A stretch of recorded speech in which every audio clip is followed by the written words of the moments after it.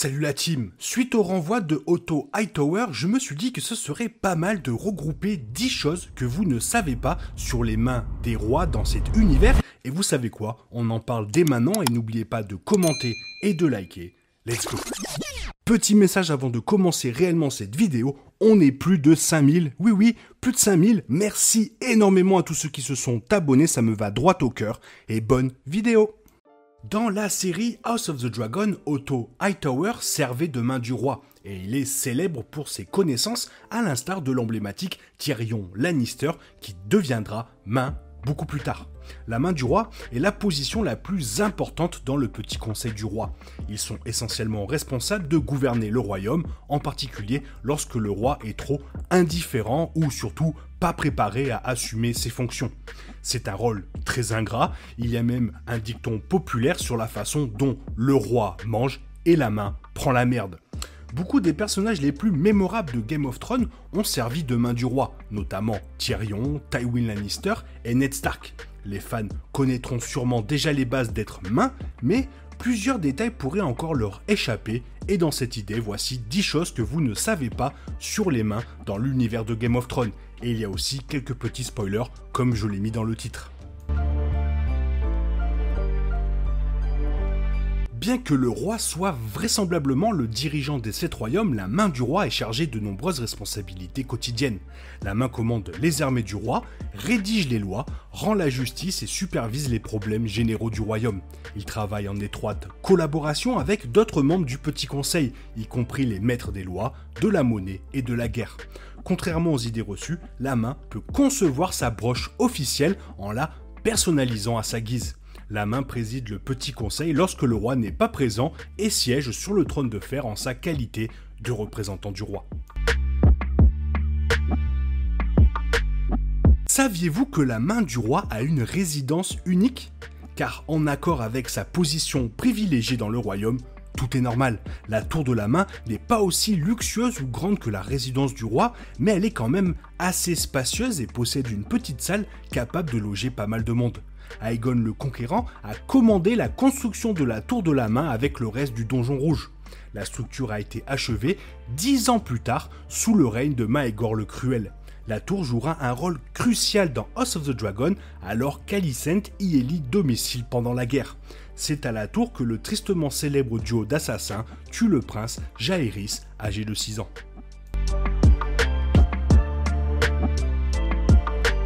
Les Baratheon étaient l'une des maisons les plus puissantes de Westeros, avant même de prendre le trône de fer. La toute première main du roi était un Baratheon, du moins c'est ce que l'histoire prétend. Orys Baratheon était un proche confident d'Aegon le Conquérant, au point que beaucoup pensaient que le premier était le frère bâtard du second. Bien qu'Orys n'ait jamais officiellement pris le titre de main du roi, il a rempli les devoirs et joué le rôle. Il a démissionné après avoir perdu sa main pendant une guerre car il pensait que pour être main du roi il fallait ses 2 mains.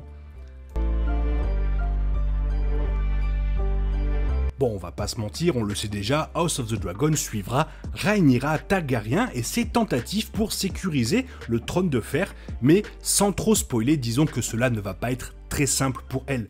Plus tard, Aegon, 10 ans, a hérité du trône, ce qui signifie que le royaume a passé 5 ans à être gouverné par les mains du roi et un conseil de régents.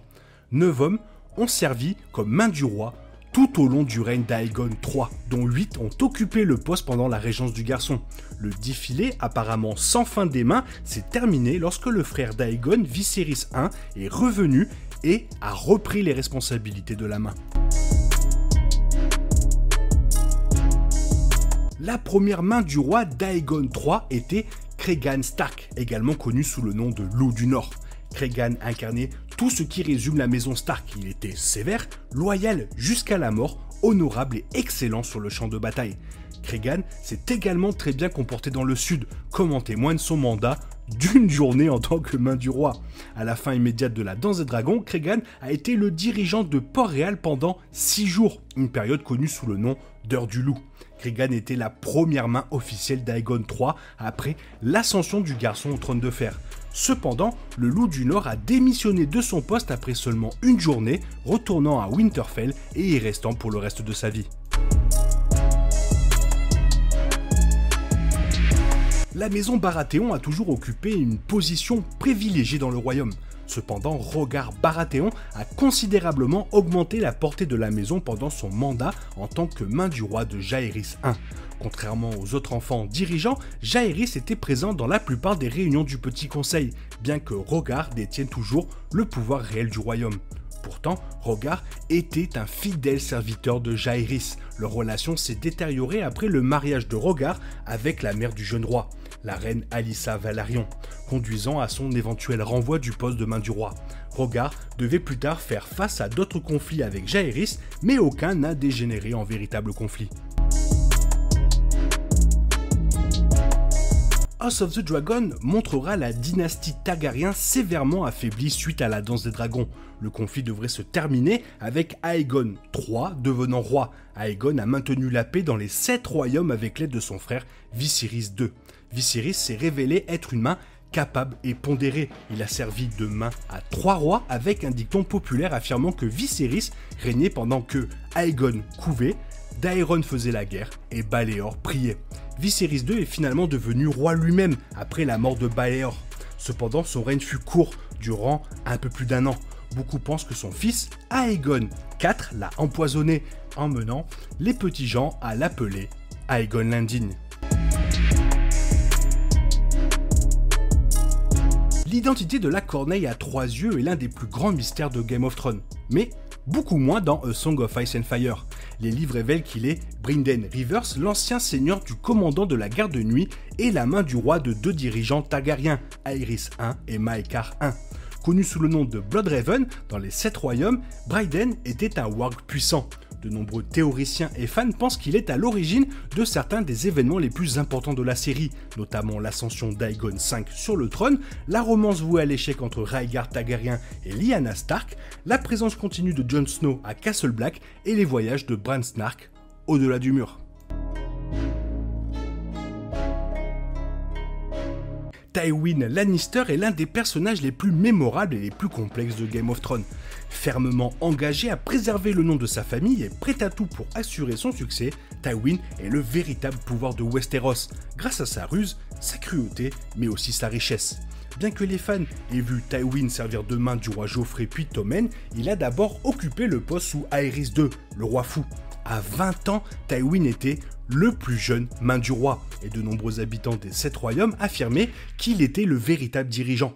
Les méthodes impitoyables de Tywin ont assuré la prospérité du royaume, bien que son succès ait mis à rude épreuve sa relation avec Aerys, de plus en plus paranoïaque. Tout au long de Game of Thrones, de nombreux prétendants se sont rebellés contre le trône de fer. Chacun avait sa propre main, Renly choisissant son beau-père, Mace Tyrell, tandis que son frère Stannis choisissait l'oncle de sa femme, Alester Florent. À la mort d'Alester, Stannis choisit Davos. Daenerys Targaryen a nommé Tyrion Lannister, mais uniquement dans la série. Les prétendants Blackfyre ont également choisi des mains. Pendant la danse des dragons, Rhaenyra a nommé Corlys Velaryon, main de la reine. Son adversaire Aegon II a choisi son grand-père, Otto Hightower. Et après la mort d'Otto, il choisit le capitaine de sa garde royale, Sir Criston Cole.